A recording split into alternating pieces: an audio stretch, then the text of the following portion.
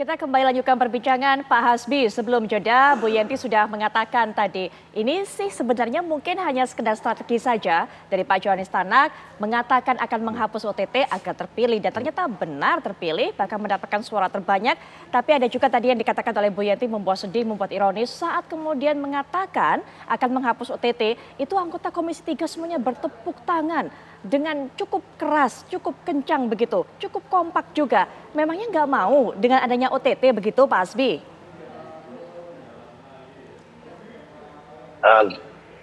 Selamat malam. Begini Mbak, bukan tidak mau, dan tidak ada masalah dengan tangan selama tidak melanggar aturan. Pertanyaan saya termasuknya mempertanyakan pada waktu itu dengan Pak Tanak. Saya bilang kenapa tidak pencegahan lebih dikuatkan? OTT bukan kenapa tidak pencegahan lebih dikuatkan? Karena pencegahan itu, pola pencegahan itu, orang sebelum terjadi korupsi itu sudah dicegah, kan seperti itu. Misalnya seperti ini. Saya sering saya ngobrol, berbicara, diskusi dengan mantan petinggi KPK yang lalu, itu proses untuk menuju tangkap tangan ini proses yang panjang. Biasanya ini salah satu penyidik KPK bicara dengan saya. Penyidikan dulu baru OTT. Bahkan ada yang makan waktu 1 tahun. Karena memakan uang, memakan biaya, memakan ini. Bukan anggota Dewan itu setuju tidak ada tangkap tangan. Itu hak KPK mau tangkap tangan atau tidak itu hak KPK. Lagi setelah ini terserah pimpinan KPK.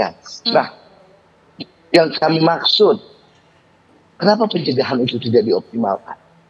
Misalnya, kita harus ekstrim. Korupsi ini dibentuknya KPK itu pada waktu itu karena korupsi merajalela. Maka dibentuk untuk membantu kepolisian dan kejaksaan yang dibentuk yang namanya KPK. Nah, setelah KPK dibentuk, kita ingin menghilangkan korupsi tidak ada di Indonesia. Harus ekstrim. Ekstrimnya bagaimana? Misalnya ada seorang yang pejabat atau gubernur atau wali kota atau bupati apalah, pejabat negara yang terindikasi korupsi. KPK punya alat yang sangat canggih. Kenapa KPK tidak melakukan telepon, tidak menunggu sampai dia melakukan korupsi? Telepon, hai Anda sebagai pejabat yang melakukan hal-hal yang tidak bagus. Kalau Anda melakukan yang tidak bagus, merugikan uang negara, saya tangkap Anda. Dengan sendirinya itu berhenti. Bahkan uang negara itu belum hilang. Biasanya kan tangkap tangan itu sudah terjadi beberapa kali dan sudah diambil uang negara itu sudah berkurang. Gitu. Baik. Mohon maaf saya potong Pak Hasbi. Mohon maaf saya mungkin potong, tapi jika memang itu terjadi yang diharapkan oleh Pak Hasbi dan juga rekan-rekan di Komisi 3, bentuk pencegahannya seperti itu, KPK kemudian menelpon pejabat yang bersangkutan yang dinilai melakukan korupsi. Nah, dari mana kemudian mendapatkan informasi ataupun juga mengantongi bukti-bukti begitu? Dan apakah hanya menelpon seperti itu akan membuat pejabat tersebut mengurungkan niatnya? Pak Hasbi, silakan. Saya yakin akan mengurungkan niat. Kalau Mbak bertanya kepada saya tadi bilang bahwa dari mana tahu, buktinya KPK itu tahu tangkap tangan dan proses untuk tangkap tangan itu panjang. Dan saya yakin siapapun pejabatnya, kalau dia masih punya hati nurani disampaikan, diingatkan, jangan sampai berbuat seperti itu. Insya Allah tidak akan berbuat seperti itu, tidak akan merugikan uang negara.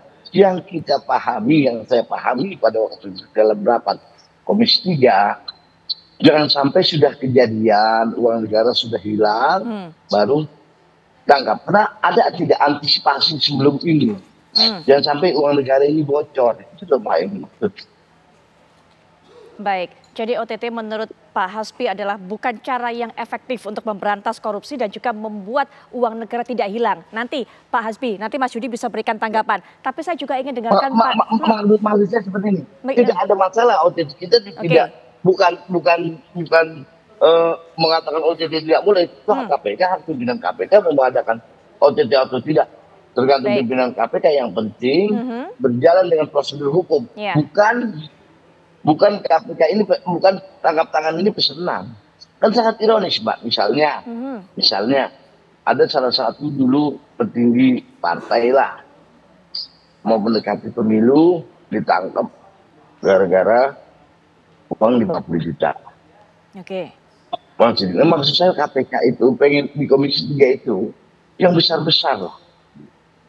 Jangan yang kecil-kecil, dan pencegahan itu lebih dioptimalkan. Baik, Pak Hasbi, melihat dari OTT yang terjadi selama ini, apakah memang seperti yang Pak Hasbi katakan tadi, Pak Hasbi melihat ada dugaan besar ke arah sana, yaitu adalah tidak sesuai dengan hukum, kemudian juga relatif ini adalah karena faktor pesanan. Seperti itu Pak, mayoritas OTT yang ada? Ya enggak, ini yang kita dapati suara-suara di masyarakat itu seperti itu. Baik, baik Pak Hasbi. Yang kita ingin menginginkan, yang KPK inginkan kan seperti ini, bersih korupsi.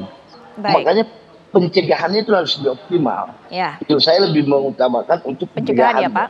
Ya, baik. Kami dapatkan pencegahan. Pak. Ya. Nggak ada masalah kalau bukan berarti Komisi 3 itu Ya, tidak setuju baik. tangkap tangan. Setuju. Itu Oke. hak KPK kok.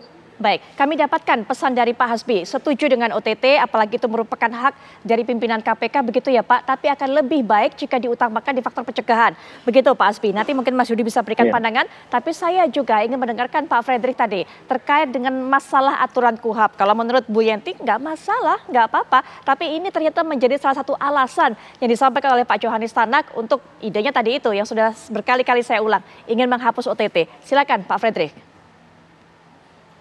Kalau menurut pendapat saya, bahwa KPK itu pasal 38 Undang-Undang nomor 30 tahun 2002 itu sangat jelas bahwa KPK itu tunduk dan melaksanakan tindakan semuanya itu berdasar KUHP. Sedangkan di KUHP tidak ada secara eksplisit yang mengatakan bahwa OTT. Yang ada itu di pasal 1 angka 19. OTT itu adalah seperti seseorang melakukan kejahatan, ditangkap tangan.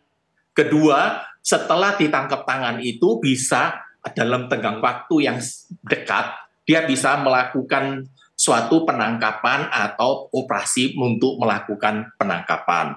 Ketiga juga, yang sudah diteriakin sama masyarakat, misalkan maling, rampok itu bisa ditangkap OTT. Namun dalam hal ini saya melihat apa yang dilakukan oleh operasi OTT yang dilakukan oleh KPK kan selalu beralasan itu adalah OTT. Saya mendapatkan beberapa bahan yang dimana itu ada seseorang hakim, dia didatengin kos-kosannya, ditangkap katanya OTT, padahal dia tidak ada yang memberi atau tidak ada suatu tindak pidana yang terjadi pada saat melakukan penangkapan. Jadi menurut saya, sebagaimana yang Bu Yeti tadi yang mengatakan bahwa KPK itu adalah extraordinary crime, betul Pak. Tetapi saya hanya ingatkan satu Pak, extraordinary crime tidak berarti boleh menabrak hukum. Hukum acara di Indonesia itu kan hanya satu, KUHP. Belum sampai hari ini belum ada perubahan. Sehingga janganlah menabrak hukum. Lah silakanlah, misalkan saya mau menyuap seseorang di suatu tempat. Waktu saya sudah bawa uang, belum saya kasihkan, tetapi saya sudah ada pihak lawannya yang akan terima uang, itu namanya OTT. Tetapi kalau diam-diam itu orang didatengin, digeledah, kemudian dinyatakan sebagai OTT, ya saya kurang sependapat ya. Baik. Jadi saya dalam hal ini ya, apapun yang terjadi, suatu kejahatan khusus luar biasa tidak berarti boleh menabrak hukum. Karena kita ada namanya hak asasi manusia. Baik. Tidak semata-mata semua orang itu bisa ditabrak, kemudian dalam hal ini dinyatakan bahwa dia itu salah. Silakan aja kalau memang dia salah, kan ada surat perintah penangkapan, ada surat panggilan, ada tindakan-tindakan hukum lainnya. Kenapa harus OTT? Karena OTT ini banyak yang terjadi adalah suatu alat yang sangat canggih untuk melakukan intimidasi kepada siapapun lah yang ditarget, atau dalam hal ini kemungkinan perkara ini mau disidangkan, saya pernah mendengar bahwa itu ditakut-takutin, kalau kamu tidak ikutin kamu saya OTT. Jadi itu menjadi momok ya. Menurut saya penegakan hukum itu bukan balas dendam ya, bukan momok untuk menakut-takutin, bukan untuk mengintimidasi, tapi penegakan hukum yang benar-benar hakiki dan yang adil. Baik. Itu menurut pendapat saya. Pak Fredrik, bicara mengenai hal terakhir yang Pak Fredrik sampaikan, alat canggih untuk mengintimidasi. Siapa kemudian yang menggunakan OTT ini untuk mengintimidasi orang-orang tertentu? Siapa yang menargetkan? menurut Siapa yang pengalaman, menargetkan? pandangan dari Bang Fredrik Iya. selama ini, dari kasus-kasus yang ada? Menurut saya kan saya ada mengetahui berapa itu seperti contoh ya, hakim itu belum-belumnya itu sudah di warning bahwa Anda ada dosa ini. Kalau Anda tidak mengikutin, kita langsung OTT. Kan begitu. Yang jelas ya, apa artinya OTT, operasi tangkap tangan? Itu undang-undang di Indonesia, terutama KUHP itu tidak ada spesifik yang mengatakan itu OTT. Yang ada itu adalah di pasal 1 angka 19 yang hanya mengatakan dinyatakan operasi tangkap tangan itu adalah misalkan ketika melakukan kejahatan. Bukan dalam hal ini kemudian dia ada bukti. Kalau ada bukti silakan penangkapan, bukan namanya OTT. Saya sama sekali tidak bertentangan atau tidak setuju dengan penangkapan. Silakan, kalau dua alat bukti yang cukup silakan ditangkap. Tapi jangan dalam hal ini dengan mengatakan OTT. Saya sangat sependapat dengan apa yang dikatakan oleh Pak Jonat ya, bahwa OTT itu sebaiknya itu ditiadakan. Karena itu bertentangan dengan KUHP.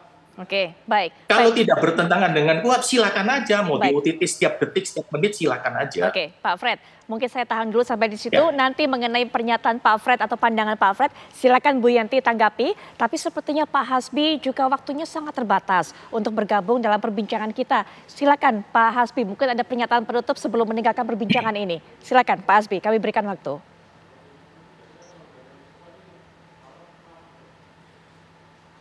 Ya, Pak Hasbi mohon maaf, sepertinya masih di mute. Kami, pemirsa, belum bisa mendengar suara Pak Hasbi.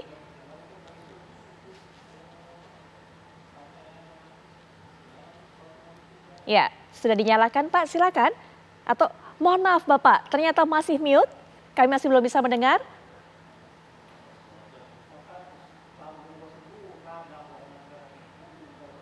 Ya, Pak Hasbi masih tergabung dengan kami. Bisa mendengar suara kami tidak bisa mendengar suara Pak Hasbi, mohon maaf.